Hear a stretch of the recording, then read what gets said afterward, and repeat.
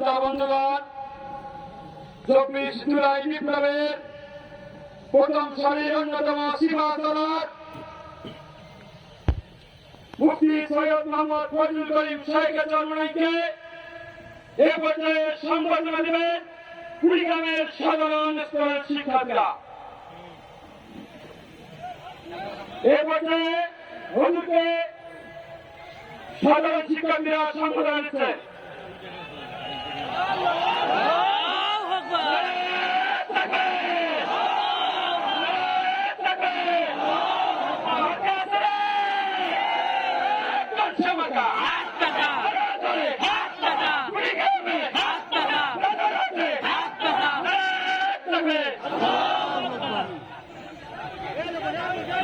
সংগ্রামী সাথী বন্ধুগণ, সমাবেশের এই পর্যায়ে গুরুত্বপূর্ণ দিক নির্দেশনামূলক বক্তব্য পেশ করবেন ইসলামী আন্দোলন বাংলাদেশের সংগ্রামী প্রেসিডিয়াম সদস্য অধ্যাপক আশরাফ আলী আখর।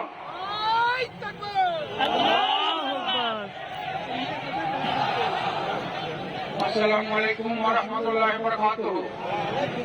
نحمده ونصلي على رسوله الكريم أما بعد. أعوذ بالله من الشيطان الرجيم. بسم الله الرحمن الرحيم. একটি ঐতিহ্যবাহী আদর্শবাদী দেশপ্রেমিক সংগঠন ইসলামী আন্দোলন বাংলাদেশ কর্তৃক আয়োজিত আজকের এই কুড়িগ্রাম জেলা শাখার উদ্যোগে বিশাল জনসমাবেশের সংগ্রামী সভাপতি মঞ্চে আছেন সাদাবাস, দখলবাস, কেন্দ্রবাদের আতঙ্ক,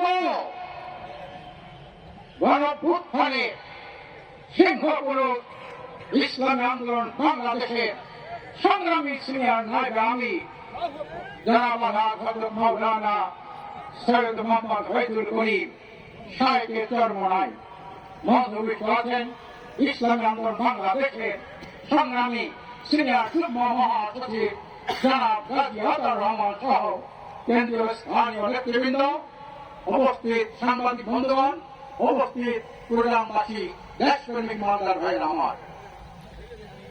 রাজনীতি হল নীতির রাজা, নীতির রাজাকে রাজনীতি বলা হয়। দুঃখের সাথে বলতে হয়, স্বাধীনতা 53 বছর বা 54 বছরে যারা ক্ষমতায় ছিলেন তারা দেশের রাজনীতিকে দূষিত করেছেন, বিষাক্ত করেছেন, কলুষিত করেছেন, নোংরা করেছেন, কথা আবর্জনার স্তূপে তারা পরিণত করেছে। এটাকে রাজনীতি বলে না। স্বাধীনতার পরে যারা ক্ষমতায় ছিলেন তাদের মন্ত্রী এমপিরা, নেতা কর্মীরা সবচেয়ে বেশি দুর্নীতি করেছে। ক্ষমতাসীনদের 97 থেকে 95% মানুষ দুর্নীতিতে আকণ্ঠ নিমজ্জিত, সন্ত্রাসে নিমজ্জিত, দখলবাজ কেন্দ্রবাদে নিমজ্জিত।